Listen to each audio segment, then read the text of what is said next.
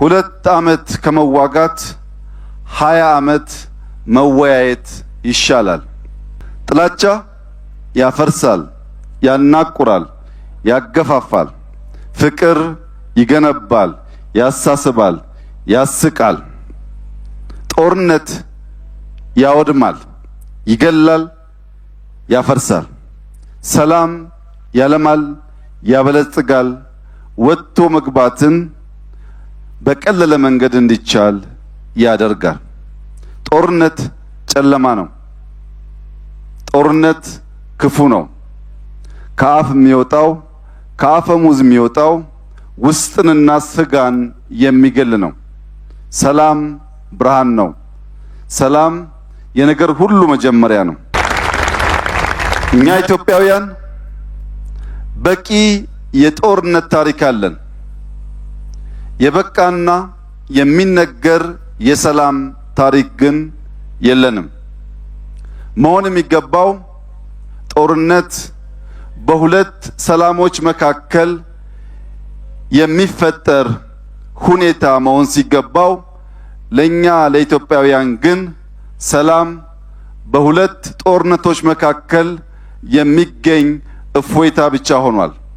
የረዘመ ሰላም፣ አልፎ አልፎ ግጭት የተለመደ ቢሆንም የኛ የኢትዮጵያውያን ግን የበዛ የማይፈለግ ጎጂ ጦርነትና አልፎ አልፎ የሚገኝ የሰላም እፎይታ ብቻ ሆኗል።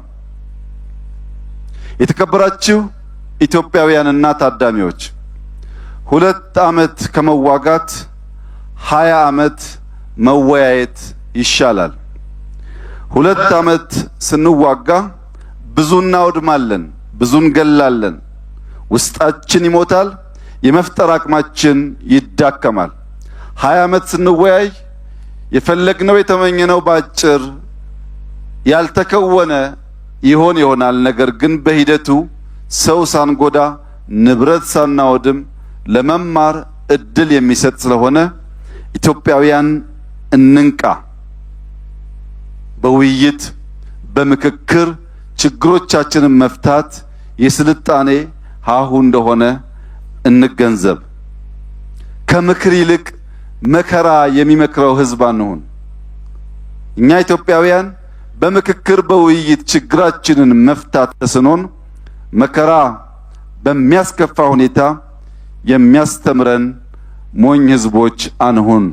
በዚህም ብዙ እናጣለንና ትናንት ብዙ አምልጦናል። ብዙ የተበላሹ ነገሮች አሉ።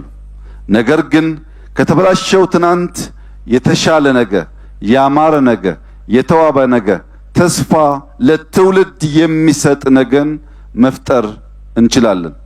ትናንትናን እያሰብን ቁስል እያከክን የምንቆም ሳይሆን ትናንትናን ተሻግረን የተሻለ ነገር ለመፍጠር የምንተጋ የምንሰራ እንድንሆን አደራ ልላችሁ ፈልጋለሁ።